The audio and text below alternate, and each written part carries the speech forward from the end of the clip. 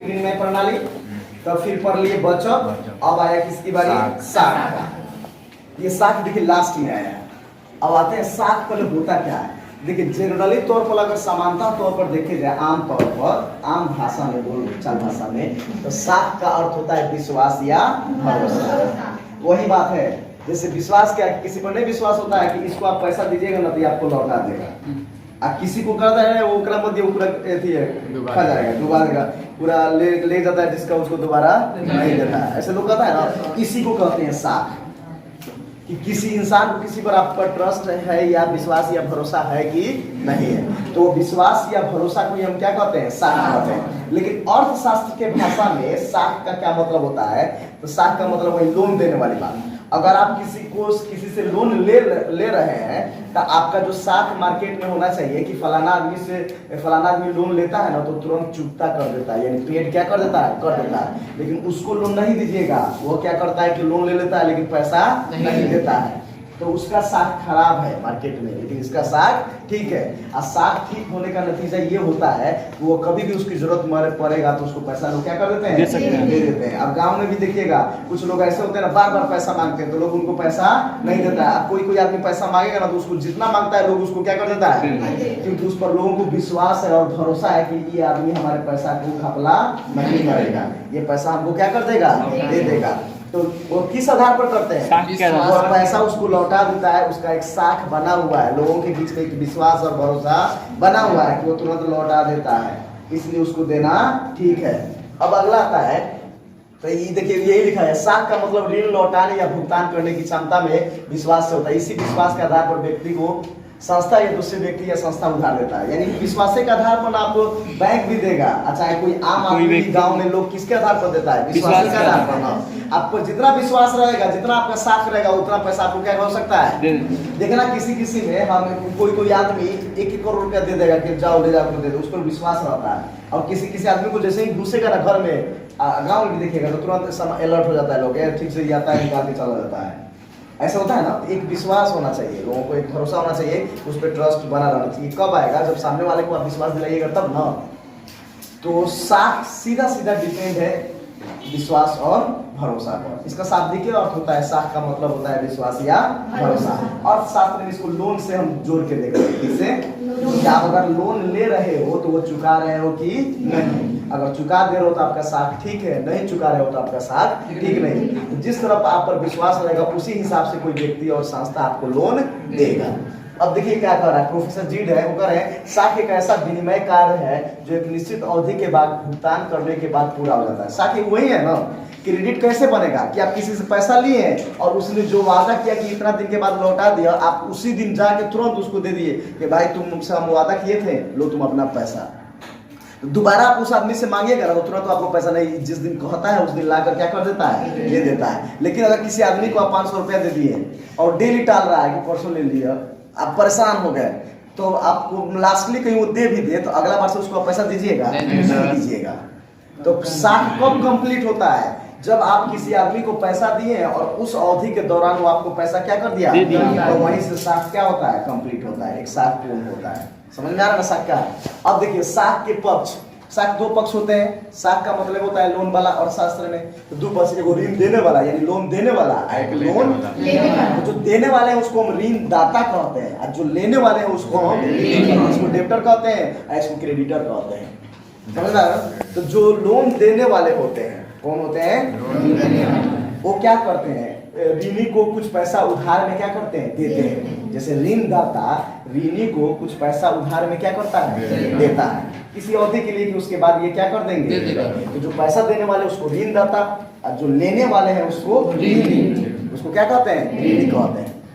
अब साख का आधार, साख किस मतलब साख आपको जो लोन मिलेगा, साख का अर्थशास्त्र में मतलब ऋण समझिएगा, अर्थशास्त्र में साख का मतलब क्या समझिएगा? ऋण। तो इसका आधार क्या है? कैसे कोई संस्था चाहे कोई व्यक्ति आपको लोन देगा, किस आधार पर देगा, इसको समझिएगा।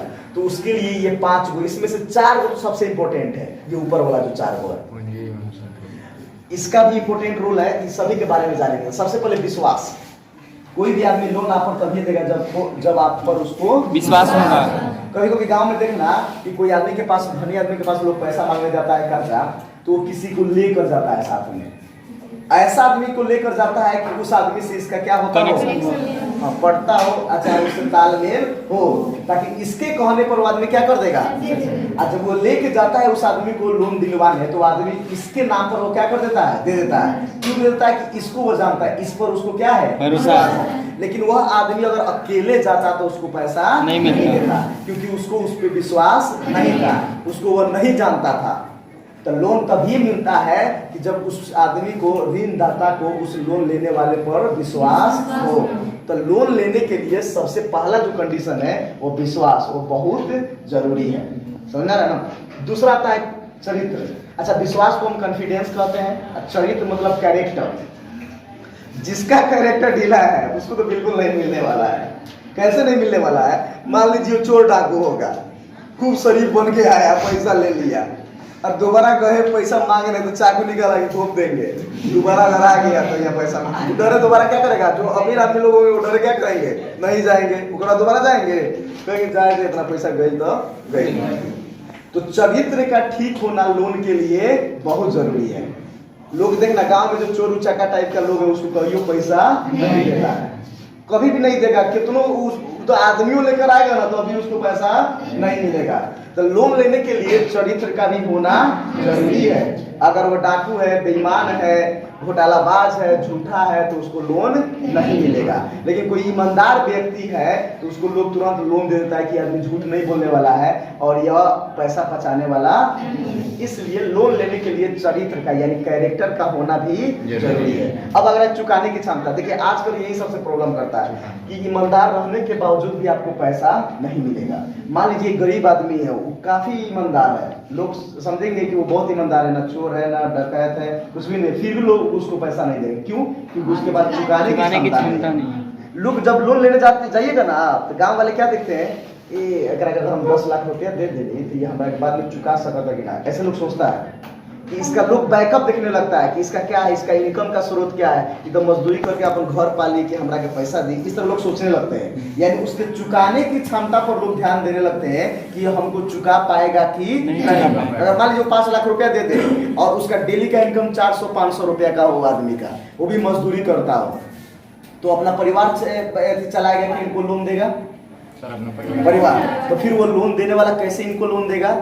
नहीं देगा। यानी चुकाने की क्षमता आप में नहीं है तो अभी आपको लोन नहीं मिलेगा। इसी का आधार पर बैंक भी काम करता है। जैसे विजय माल्या 1000 करोड़ रुपया मिल जाएगा, कोई बिजनेसमैन है यहाँ पर, जैसे कोई भी है, मंत्री मार्केट जितना भी बन रहा है, ये लोग कभी भी कितना मांगेगा तो इन लोगों को दे देगा, क्योंकि देख रहा है कि इनके पास काफी संपत्ति है, ये चाहे तो वो पैसा क्या कर सकते हैं, चुका सकते हैं। लेकिन एक सब्जी वाला जाके कहे उसके 2 लाख का बजट है, मान लीजिए उसका पूरा दुकान, और जाके मांगे 6 लाख रुपया, तो उसको नहीं मिलेगा, क्योंकि जाने इसका 2 लाख का बजट दे, 6 लाख कहाँ से हम लगे चुकाएगा? बेचियों को चुकाना चाहेगा तो चुका पाएगा नहीं। इसलिए चुकाने की क्षमता भी होनी चाहिए। अगला पूंजी एवं संपत्ति। वही अगर किसान एक लोन लेने जाता है तो उसके जमीन का एक ही रखा जाता है, कागज, अब तब उसको लोन क्या किया जाता है, दिया जाता है। अब जिसके पास जमीने नहीं रहेगा, अब वो जाएगा लोन लेने तो बैंक मांगेगा तो उसको देगा कोई लोन? इसके एवज में तुम क्या भरोसा है, क्या दोगे कि हम कैसे माने कि तुम पैसा हमारा चुका दोगे? तो उसको वो पैसा, यानी पूंजी और संपत्ति भी क्या होनी चाहिए, रहनी चाहिए लोन लेने के लिए। अगला है ऋण की अवधि, ये भी मेंशन करता है। जैसे मान लीजिए कि जो भी लोन देने वाले हैं वो लंबे अवधि के लिए जल्दी लोन नहीं देना चाहते हैं, कि मान लीजिए कि 20 वर्ष के लिए लोन दे और वो अभी ईमानदार है, बाद में कोई डाकू बन जाए, और मतलब ठीक ठाक है, बाद में क्या हो जाए, डाकू बन जाए, वो हमको पैसा नहीं दे। अच्छा है, बाद में कहे कि हम नहीं देंगे, हम नहीं लिए हैं आपसे, कुछ कर सकता है। तो लोग चाहता है ना कि ज्यादा अवधि के लिए लोन नहीं दे, कम अवधि के लिए देता है, इसलिए ऋण की अवधि भी मेंशन कर दी। इस तरह से देखिए ना, तो इसको छाड़ दीजिए ना, तो मेन ये 4 चीज है आपका। 4 कौन? कॉन्फिडेंस, कैरेक्टर, कैपेसिटी, चुकाने की क्षमता को हम क्या कहते हैं, कैपेसिटी। अब पूंजी मतलब कैपिटल, पूंजी को अंग्रेजी में क्या कहते हैं? यानी एक लोन लेने वाले के पास 4 गो सी होना चाहिए। सी समझ रहे हैं ना? सी से कॉन्फिडेंस, सी से कैरेक्टर, और सी से कैपेसिटी, और सी से कैपिटल। अगर आपके पास 4 गो सी है तो आपको लोन लेने में कोई कठिनाई नहीं होगी। लेकिन अगर ये 4 गो सी में नहीं है तो आपको लोन लेने में कठिनाई होगी। तो कोई पूछेगा कि साख लेने के लिए किसी भी व्यक्ति को कितने सी की जरूरत है? 4। कौन कौन? कॉन्फिडेंस, कैरेक्टर, कैपेसिटी और कैपिटल। आई समझ गए ना, ये सब पॉइंट अलग अलग। अब आते हैं साख पत्र। तो ये साख पत्र है, और साख का मतलब क्या होता है तो आप समझिएगा, लोन। तो लोन लेने के लिए जो पैसा हम लोग लेते हैं देते हैं, तो उसमें ये साख पत्र अहम भूमिका निभाता है। ये मुद्रा से ज्यादा आसान होता है एक जगह से दूसरे जगह। लेकिन जान लीजिए एक महत्वपूर्ण बात इसमें अंतर है, ये मुद्रा से तो आसान होता है साख पत्र, लेकिन मुद्रा को लीगल टेंडर है, लेकिन इसको लीगल टेंडर नहीं है।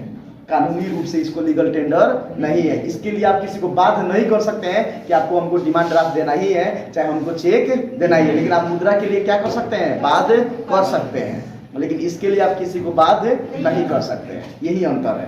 तो इसमें चेक तो आप जानते ही हैं, चेक हम उस दिन बताए थे कि चेक पर जो अकाउंट होल्डर रहते हैं उनका नाम लिखा रहता है, उनका अकाउंट नंबर रहता है, और जिस व्यक्ति के नाम से आपको पैसा देना उस व्यक्ति का नाम लिख दीजिए, और जो इनका वो चेक है वो अपना सिग्नेचर करते हैं, अब बस उनका नाम खाली लिखा रहता है जिसके नाम से आप पैसा काट रहे हैं चेक पर। अब बैंक ड्राफ्ट क्या होता है कि ये बैंक ही जारी करता है एक ड्राफ्ट, और वो बोल देगा कि फलाना व्यक्ति के, वो अपने बैंक को दूसरे बैंक को भी आदेश दे सकता है, अपने शाखा को भी आदेश दे सकता है, अब बोलेगा कि इस व्यक्ति को इतना पैसा आप क्या कर दीजिए, दे दीजिए, तो उसको हम ड्राफ्ट कहते हैं। लेकिन चेक कोई भी व्यक्ति क्या कर सकता है, व्यक्ति अपने अकाउंट से वो क्या कर सकता है, लेकिन ये क्या करता है कि बैंक खुद इश्यू करके किसी व्यक्ति का नाम अंकित करता है, और किसी अपने बैंक को चाहे दूसरे बैंक को आदेश देता है कि इस पे जो लिखा हुआ रकम है उस व्यक्ति को क्या कर दिया जाए, दे दिया जाए। अगला यात्री चेक होता है। यात्री चेक होता है कि एक फिक्स कुछ अमाउंट तय किया जाता है, बैंक में उतना अमाउंट आप जमा कीजिएगा तो उससे आपको यात्री चेक मिलेगा। यात्री चेक पर यात्री का सिग्नेचर का नमूना रहता है। यात्री जो यात्रा कर रहा है ना, उसका सिग्नेचर का क्या रहता है, नमूना। इसलिए दूसरा यात्री को अगर वो मिल जाए तो वो उससे पैसा नहीं ले सकता है, और वह कहीं पर भी जाकर बैंक में दिखाकर उससे पैसा क्या कर सकता है, ले सकता है। और बाकी सब ये अगर आपको साख पत्र में नाम आएगा लिखने के लिए ना, तो इस सभी का नाम आप क्या कर सकते हैं, लिख सकते हैं। ये टोटल है साख।